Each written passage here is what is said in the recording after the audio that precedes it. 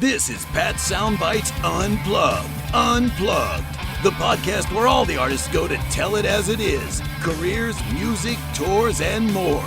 And here's your host, the man that refuses to eat squid, Pat Calamari.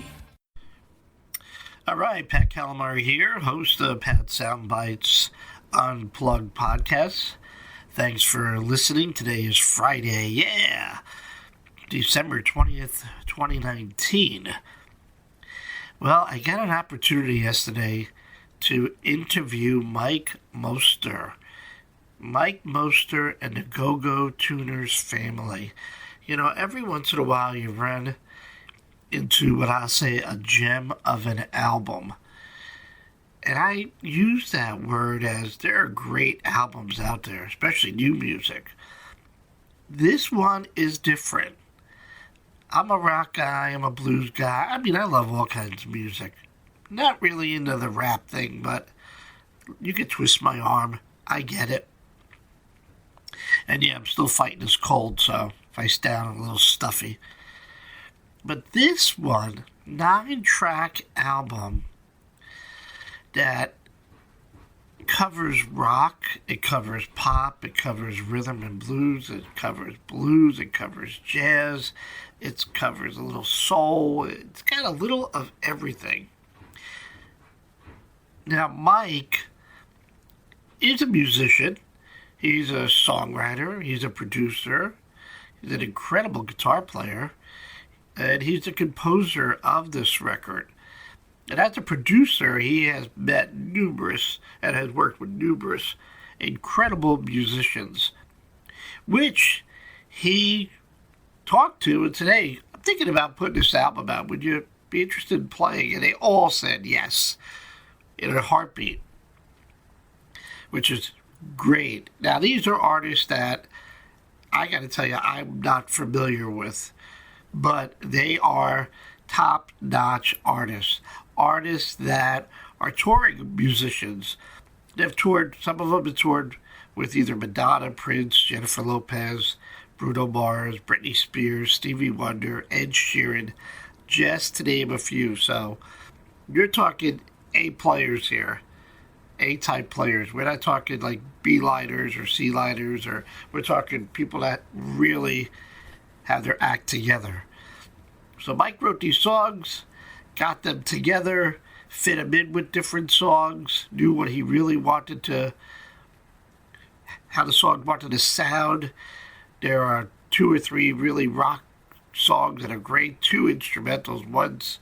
They're both great songs, but totally different instrumentals. The song Go-Go Shred just is insane, kills it, where he goes with this. There's a pop, there's a R&B, there's a blues. It's all across the music genre. It's an incredible array of outstanding music. Again, Mike Mostert and the GoGo Tuners family. You go check that out. I'm going to start playing tracks this Sunday on the Pat Show on WBXO. So hopefully you listen 5 p.m. start Eastern Time. I encourage you to go and check this out. GoGo Tuners. And now Mike is also the CEO of GoGo Tuners, which is one of, if not the leading tuner company for guitar players in the industry. And he's got this device which is insane, just shows his creativity. As a musician, he knows what they need and what works. And he simplified it, but made it extra, I want to say, big font, so that the artist is looking down on the floor. He or she can see if their guitar is in tune or not. It's that digitally displayed, that big, but there's no distraction to the audience. And he also has a clip-on that goes onto the neck of the guitar, where again, the audience is not, it's not distracting the audience. But he's got it really simplified. The guy is he's short of a genius. He's covered the music industry from both ends of the table as a musician, and then he's been on the other side working for publications and management and labels, and now he's a CEO dealing with a fantastic product, and now he's letting out his musical creativity on songs that he wrote. And you got to check this out. This is really good stuff. A great chat with Mike yesterday. Again, Mike Mostert, Mostert, and the GoGo Tutors family. I encourage you to check this out, and I encourage you to buy it. If you're looking for something outside the box, and this guy hits it out of the park, you need to check out this album. If you like what I do, please share it. Tell your friends. Pat Soundbites Unplugged. I really appreciate it. I'm having a blast. Episode number 23. We are rocking and rolling. And certainly more to come. And you can listen to my show, The Pat Show, on WBXO 103.7 FM locally, or WBXOClassicRock.com from anywhere throughout the world. I am doing my best to keep new music alive on the radio airwaves. So that's about it. This happened yesterday. Mike Mostert and the GoGo Tutors family. Sit back and enjoy. And of course, live, love, and laugh a lot, because life is way too short. WBXO Classic Rock Redefined in conjunction with Pat Soundbites Unplugged podcast. Multi-talented musician, songwriter, producer. He's the CEO of the leading tuner company in the music industry. I don't even know where he finds time to get all this done. And he's an incredible guitar player, if I didn't mention that at all. Mike Mostert and the GoGo Tutors family. Mike, what's going on? Oh, I think you're what's going on. I'm feeling some calamari today. There you go. Well, if you like seafood, man, that is really cool. That's good. Well, Mike has put out a 9-track album that features artists and iconic musicians who have collectively won multiple Grammys and Dove Awards and sold millions of records. Some names you might not be familiar, but they have toured with superstars like Madonna and Prince and Jennifer Lopez, to name a few. Now, Mike, you're the CEO of this great tuner company, but in your heart, I take it, I know you're a musician. What was the idea? What was the concept behind getting all your family members, I should say, together and putting this pretty incredible album out? Well, the concept behind the record was, the whole GoGo tuner thing is quite, it's a different culture, and it took me a few years to actually realize it, but all our artists, there's a very close relationship with all the artists, and I really truly, call it the family. And I'll get called at 1 in the morning, 2 in the morning. We can talk about anything from music to their life, and so I've gotten to know everybody so well on so many different levels, just not only musically, but there's such a deep friendship. And when I started to do this record, I said, well, let me just put it out there. I'm kind of curious, what these people want to play. And my original concept, I was just going to play guitar here and there on the tracks, on a couple of tracks. And I started going down the line of, so my artist, hey, do you want to play on it? And it was yes. It was a resounding yes, yes, yes, yes. And by the time we got to the 5th or 6th person, they're like, well, do you want to write? I'm like, okay, well, then I think I'm going to write. And then I proceeded to run with that, and so I ended up writing or co-writing every song, and then I'm like, you know what, I'm going to, this is in my project, so I want to also produce it as well. And of course, he said, play guitar, so that's how that progression happened. And, and the concept of all the artists, what it was trying to accomplish was I guess would be not necessarily make people uncomfortable, but put artists where they're not normally heard.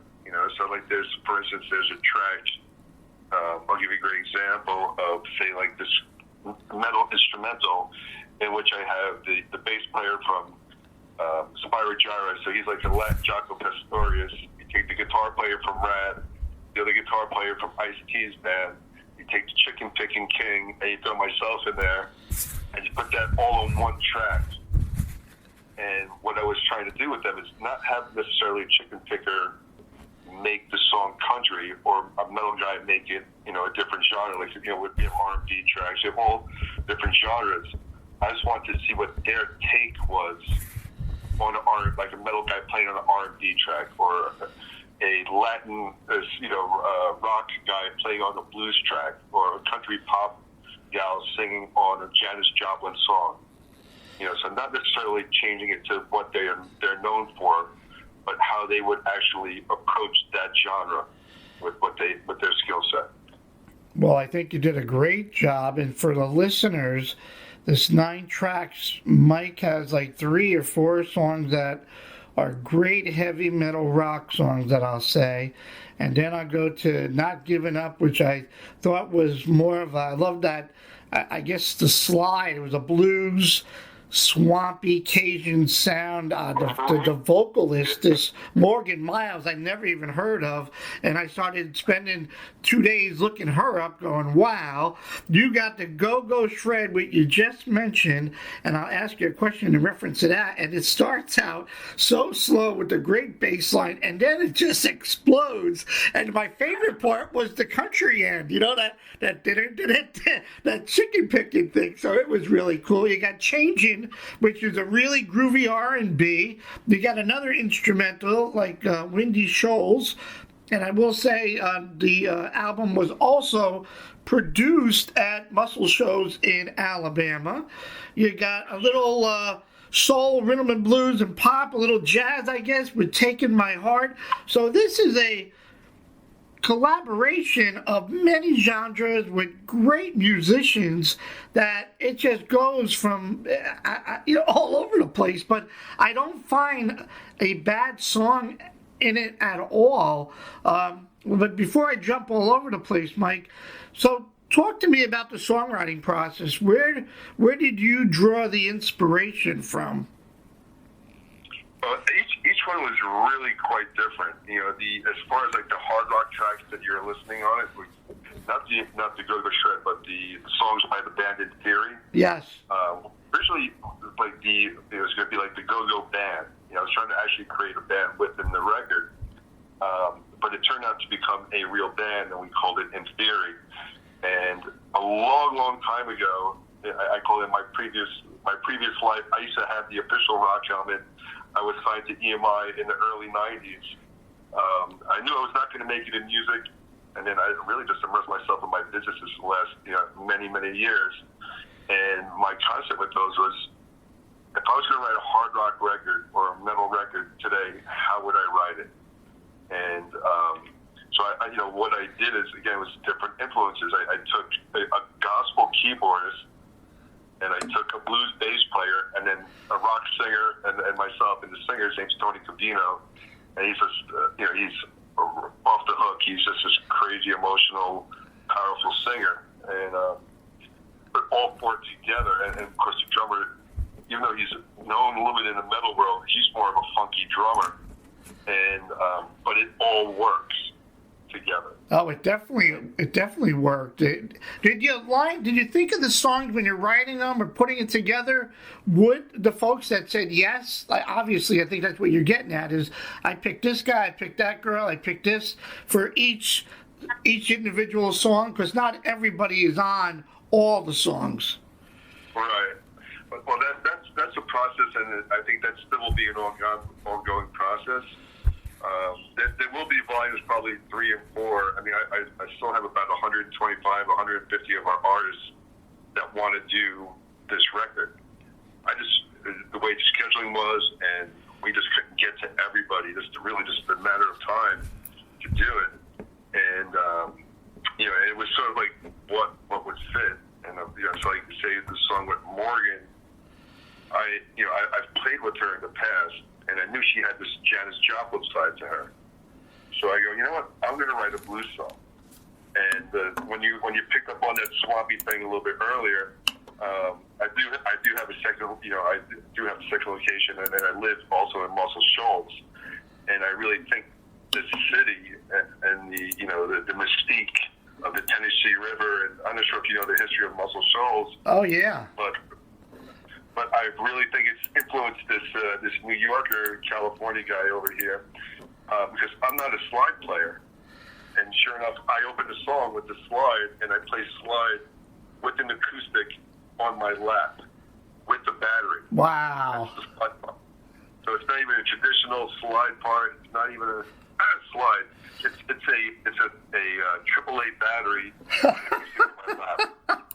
And but I knew I was onto something, because down here in the South, people love to talk to you, and especially when you go to the drive-thrus and stuff like that.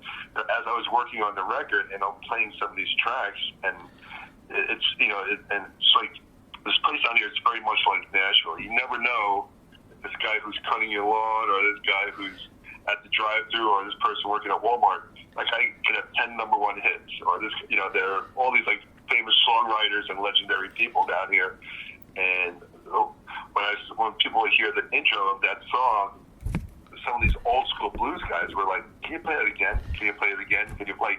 But I knew I was onto something if the old school blues guys were really loving it. So I'm like, yeah, we have the right feel. We are actually able to capture that swampy feel.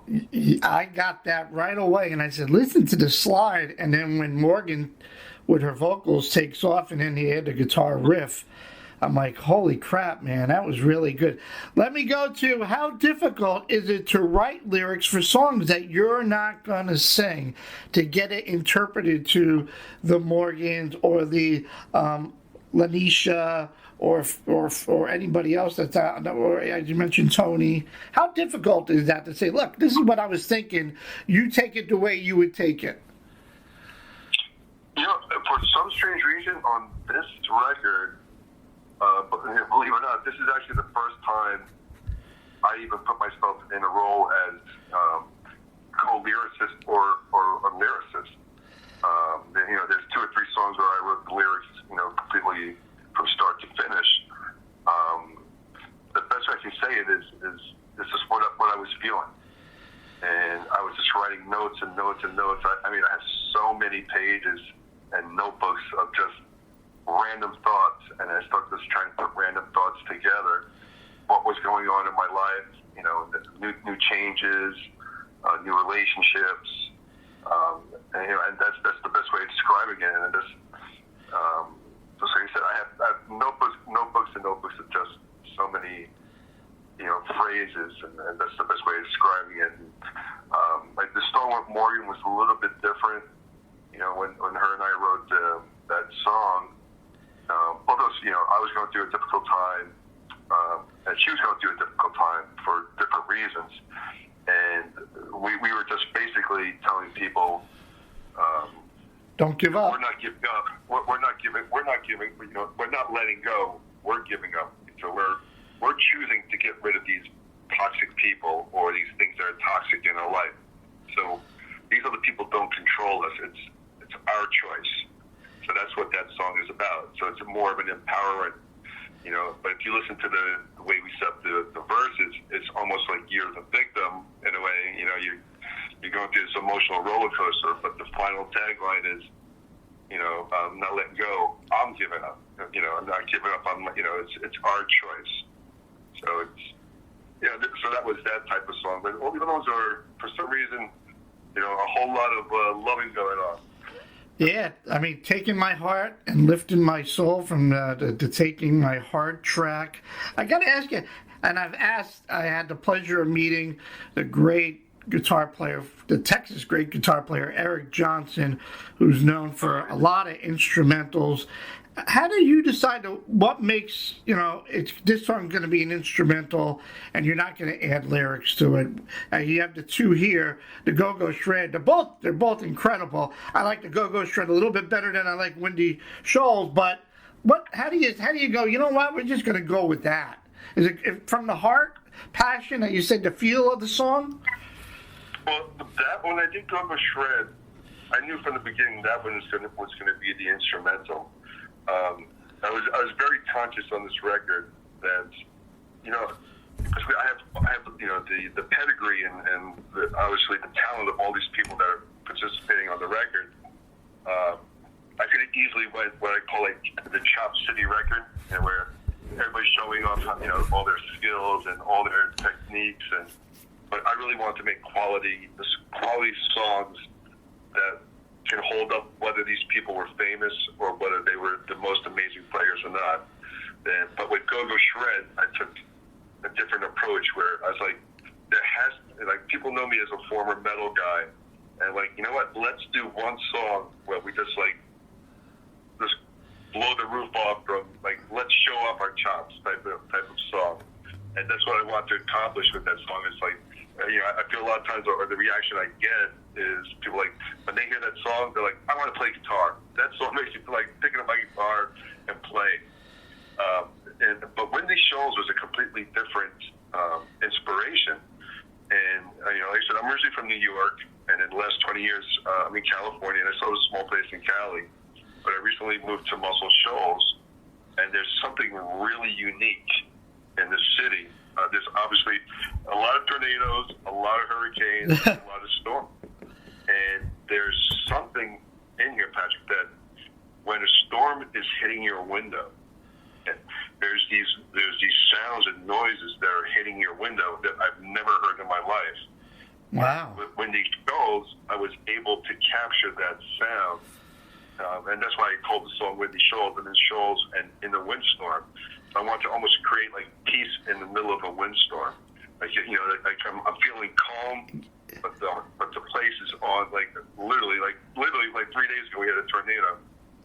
But you're in the storm, but it's very calm, and that's what I was trying to capture. There's a certain mood, and for me, the icing on that song is I was crossing over the Tennessee River coming back, I'm sure Tennessee River. Obviously, there's the whole story behind Tennessee River inspiring music all the way back to 1,000 years ago. So, with the Indians and the inspiration of music, and that's why I think there's been this magic here. But one time I was driving over the bridge as I was finishing that song, and it was at sunset. It was like 5:30 at night. The sun was setting down, and that song was coming on. And I go, yeah, that captures the feel of this place. So two different types of inspirations. Yeah, the first time I listened to Windy Shoals, and my front porch is loaded, my wife loves wind chimes, and I got that feeling, but I really didn't understand the backstory, and you explained it to a T. Now I certainly get it. I got friends of mine that live down in Mobile, Alabama, and like you said, the tornadoes, and Oklahoma. You see people here at the beginning before the storm comes, the train comes, the wind chimes start to go, and you get that little windy feeling. So I get it, man. I'm a lyric type of guy. I like to listen to the words and try to understand the stories behind the songs. And you're absolutely right, which is really crazy. I've been to Nashville a couple of times, and I'm overdue to get down here. So many folks from New York, but more from L.A. I mean, Nashville was such a country city when I used to go down there, the whole Earl Tubbs and Hank Williams Sr.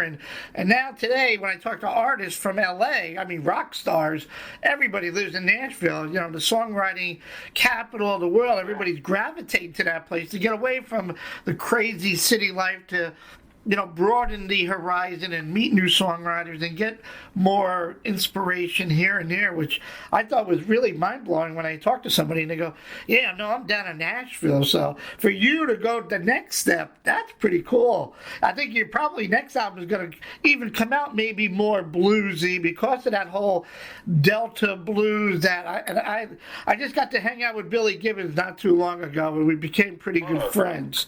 And let me tell you, there's no better guy than that guy, and I shake my head and pinch myself every time I talk to Billy that how he goes back into the blues and the albums of the 50s of the Muddy Waters and John T. Hookers and all that. And I was always actually Muscle Shoals is a lot of people don't realize it, but it is there's obviously debate of where obviously blues came from.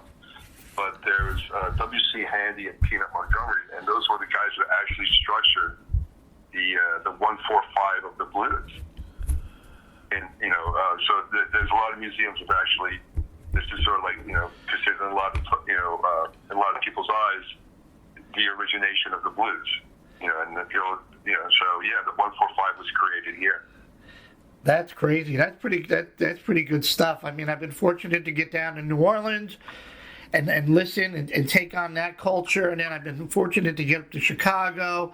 And I was always a rock guy growing up in the '70s. The Aerosmith, the Zeppelin, and I've always wanted to get into this side of the business. And my story is crazy. I retired from emergency services and communications that way, and now I've been living my dream for the last 5 years, as I said, now in a radio station that I create my own playlist, which is a rarity, hanging out with the Alice Coopers, the Billy Gibbons, and all the bands with new music, trying to keep new music alive on the radio airwaves. So I get it. Now, I'm not a musician, but I really have a different perspective of the whole thing. Meeting, Joe Walsh, having dinner with Joe Walsh and talking to him about his career and, drummers and the physical and exertion behind playing. I want to hear Freebird, and I talked to Michael Cardelloni and Leonard Skinner, and that's a 15-minute marathon, So I got a whole different concept on the life in the world of the music industry. And like you said before, New York to California, you started out as a musician, but you really turned to the other side of the table into the industry. You were involved, if I read Sam Ash and other publications and stuff like that. You have a degree in that type, and then you get into the whole tuning stuff, which is really cool. So good for you, man. I guess go ahead, Mike. Well, it's funny. What I got to do this weekend was quite amazing. We did some acoustic stuff this weekend. The speaker came down from New York, and I had the cellist who played on the GoGo record. But I also we brought in the legendary Swampers. You know who the Swampers are? Yes. And we were able to bring in Spooner Oldham. Wow. So to actually play with Spooner Oldham, and I rewrote Can't Find My Way. That's on the GoGo record. It's obviously a very heavy track, and I just turned that song inside out, and I made it into now it's really swampy and it's haunting, but to play that with Spooner, original Swamper, he's to have one of the original guys, and a lot of people don't realize it except for music industry people, but Spooner was the guy who made the sound. I mean, he created Aretha Franklin sound. When a Man Loves a Woman, that's Spooner. Nice. Wilson Pickett. I mean, it's thousands and thousands of records that this guy who's played on legendary record. So to have him, to be on a record, or just not even necessarily, but we have a video and recording of it. But the recording came out so well, we're actually going to put out B-sides of this session. That was quite an experience. If anybody knows the history of the Swampers, and that was just quite an amazing experience. Well, I'm certainly looking forward to the follow-up, Mike. And you're on a great path here. That I don't think anybody. I can't say that nobody's ever tried, but having saying, hey, let's do this, and you got the people that want to do it, and you put it all together, and I love every song about it, and I'm looking forward to supporting you in the album, and looking forward to a follow-up. Is there, I guess, logistically, and the challenges behind it to go out and maybe do some shows of, you got so many multiple artists. Is there any thought of that, or it just maybe can't happen? Or maybe you will? No, it'll definitely happen. We've been approached in several different ways. We've been approached as far as the hard rock band, which is called the In Theory band. We've been approached for that, for doing festivals as this new up and coming hard rock band.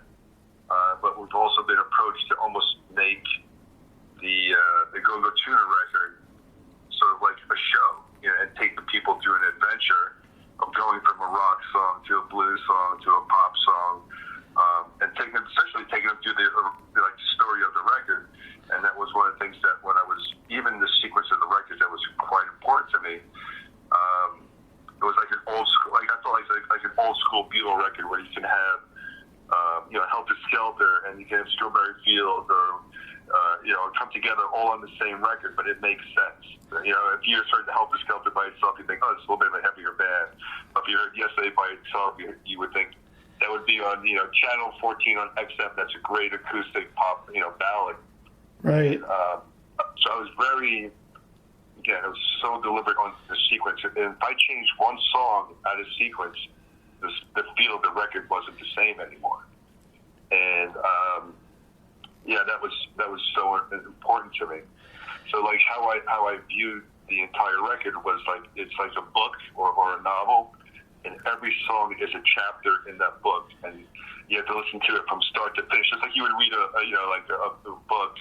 You have to read all the chapters to understand the full story, and that's what I was trying to get the listener to. That's the adventure I was trying to take the listener through this record. Well, I encourage everybody to buy it because it is certainly different, but it's definitely out of the park. As Mike mentioned, as I mentioned too, hard rock songs. There's a couple instrumentals. I mean, Go-Go Shred is just simply amazing. I mean, I played it. I think I blew my eardrums out when it just went to the heavy drums and the guitar, and then it just explodes. And then it did the heavy jam, and then the little fine country ending. I thought was really, really cool. I like the songs that like a train, just start out slow and just take off. And then they, go down, and then they take off again. You think the song is over, and then all of a sudden there's something else there. There's a little pop, there's a little R&B. I love the blues. Well, even on that metal track, the very first song on the record, "The Can't Find My Way," if you hear if you get to the end, it's getting heavier. I mean, it's crescendoing, it's getting heavier. I have like the D-tune guitars going bum, bum, bum, bum, bum. And then we end it just with a gospel keyboards by itself. That's crazy. That's great. Gospel piano. And that, again, I was very deliberate on that. Like, usually, when you put a keyboard in that type of band, a hard rock band, a metal band, it's typically more like, I think like a Deep Purple, it's a very, sometimes, like going through a distortion, it's, like a very heavy. Right. But I was very, I wanted to keep the gospel feel on a hard rock metal track. And I think we were able to do that. And I feel like, we took the listeners through a little bit twist. I mean, even the opening of the record, you hear the vinyl skipping. Okay, yes.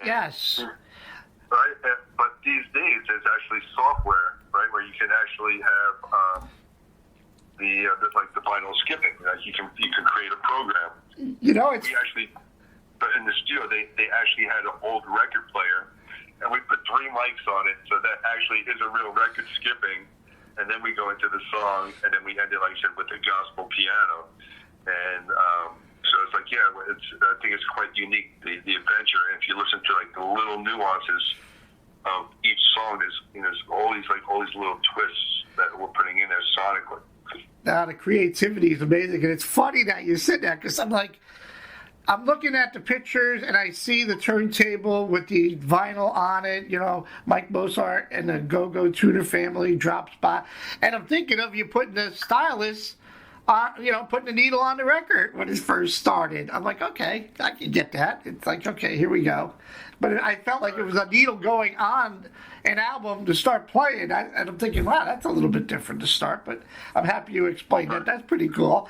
It can be found on all the... obviously, all the stream, the iTunes, Amazon, Google Play, Spotify, all the downstreaming events there, Mike, all the outlets, the record. Yep, you can get it on all the platforms, all the digital platforms. And we will be releasing a physical copy. I'm doing a limited orange. It's also known as the Orange Tuner Company. Oh, nice. So we're gonna do a limited edition physical record, where like I said, the CD will be in orange, and we're gonna add a couple of bonus tracks. And obviously, there'll be a lot more liner notes involved, but yeah, we're gonna add a couple of probably two bonus tracks, and one is actually one that we recorded with Spooner from the Swampers. So yeah, that'll be something a little bit different that you can't just download. There you go. Good. Excellent. I always tell people to buy. The musicians are not making any money with the whole downstreaming BS. And the Go-Go tuners, green you're in and red you're out. I mean, I'm not a musician, Mike, so but what I see out of it is it's really big. So when you're standing up and you're looking, I guess, to tune your guitar, you know that it's done or it's not done compared to, I guess, other options that are out there that maybe you can't see it, that you really got to look down. Am I right with that? You're 100% accurate. In fact, like on the chicken picking song, we have his name is Johnny Hyland, and he's probably one of the best guitar players on the planet. And he's the chicken picking king. But he's legally blind, and he can see my tuner. That's great. But there was two big concepts behind the tuner. And obviously, it's the biggest screen on the planet. I always make a joke. It's the only tuner that you can see, from the space station. And it's a little bit obviously an exaggeration, but you can see the screen from about 100 feet away. And another big thing is that you can see the screen in direct sunlight. And if you're a working musician, and you know how many, there's so many day gigs and festival gigs, and that was one of the biggest complaints. They can't see the screen. Wow. And then the other thing that I wanted to do was, I think I would say our competitors or other brands, I think they were overthinking what a tuner should be. That some were having, you could do this function, that function, and you could tune up 6 strings, you could have 12 strings, you could do like you name it. They were doing every single function in it, and my concept was like, no, the tuner should just be simple. People are not interested in all the functions. People come into your show to listen to you play guitar, not to watch you tune. Right. So my product was, how can I get them into fast, and how can it be easy for them to see it? And also, since it's so big, as you know, a lot of singers or people are speaking or have a rapport in between songs when they're talking to their audience. Right. And most pedal tuners, you have to look down, or you even have to scrunch down to see if you're being in tune or if you're in the right mode. But with mine, you can, even from your peripheral vision, you can still talk to the audience. You're not losing any momentum in your performance, because you can see if you're in or out while you're tuning, and look at the audience and still talk. And we've gotten so many compliments from especially from the singers who love to talk in between songs, that they're able to still tune and talk at the same time. Yeah, no, and I see you can attach it to the guitar, so you don't even have to look down. So when you're even talking to the crowd and you're looking at the neck of the guitar, I guess you could attach it. You're right there, so you're not losing any, like you said, momentum to the show. Going, hold on a minute, let me do this, let me do that, or just BS and just to try to keep something saying while people are anxious for the next one. And that's on our clip-on version. And our clip-on is a little bit different than our pedal. And again, our clip-on is still the largest screen clip-on. But the way I designed it is, since it's so big, and people actually on the guitar headstock, they want a smaller clip-on. So what I did is I designed it where it could be what they call like a back of the headstock tuner. So the audience will only see the clip, but the artist will see the screen. Nice. And I have it where you can actually like Gumby the tuner in any position. So you could pull it out 1.5 inches. You can turn it 360 degrees and anyway, so you can always see it. And then I added one extra feature set that's again very unique to us. Is so the tuner itself is glowing orange when you add a tune. So even again, peripheral vision, if you look at the corner of your eye and that thing is glowing, you're out of tune. And then once you're in tune, the whole casing stops glowing and it goes from red to green. So you have 2 ways, again, just looking at the corner of your eye to know if you're in or out. It's all about the sound. I see more and more. I'm locally to Darrell Hall's club here in New York, and Pete is a great sound guy. I've been with Hall Notes for years. I mean, one of the best sound guys in the business. And I go to different venues, and I see more and more independent artists coming in with their own sound person. It's all about the sound. I mean, nobody wants to hear it too loud. Nobody wants to hear it out of tune, and or it was a crappy show. I mean, that's the bottom line of the product. So, yeah, I mean, and you thought about all of that. You got to be a busy guy, probably at NAMM, whether it's in Anaheim or Nashville.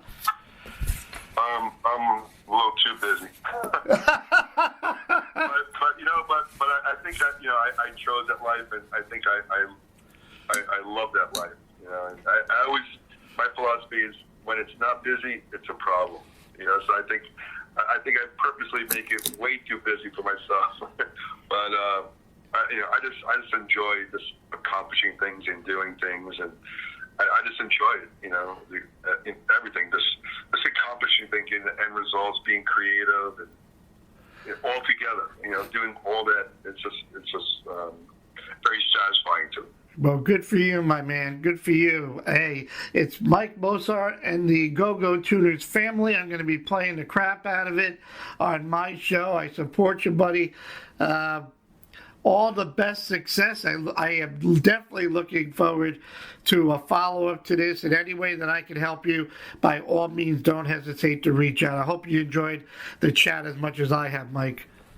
I love it. I appreciate your time and support, and turn the radio up, and I love that you support independent music. And it's just, it's getting harder and harder to find, like you said, up-and-coming brand new music that could be exciting that people are missing on. So I appreciate there's people like you supporting, that cause. Keeping new music alive on the radio airwaves. That's what I say every Sunday, and I do my best, whether it's for the national guys or somebody just starting in the business. I love being able to do my thing. But I also do, Mike, to take it another step. You'll love this one. I came up with a dice game. So I go to your show, and you roll 5 dice, and if you roll a 5 of a kind, totaling in 3 rolls, I play your entire new album on my radio show. Oh, well, there you go. And I videotape it, and everybody that's got a new album goes, I got your tickets, we're going backstage, we're rolling the dice. I never thought I'd be the New York dice guy, but you know what? Whatever works to get the new music out there. I think I'm going to come there and roll some dice. There you go, Mike. You got to get to New York, or I got to get to Alabama, or you got to let me know when you're on tour and we get you to roll the dice. Best success. Sounds like fun. It's a blast. It takes a minute of everybody's time, and everybody has done it. Alice, Billy Gibbons, Billy pulled out his own dice. All the bands, I mean, from Cheap Trick to Night Ranger to Three Doors Down. I mean, I'm living my dream. I pinch myself every day going, I'm just fortunate to be able to do what I do, and I'm glad to do it. So, best holidays and much success for 2020, my man. And you too. I appreciate all the support. Thank you. Okay, Mike. Mike Mostert, the GoGo Tuners family on WBXO. We are classic rock, and we are redefined.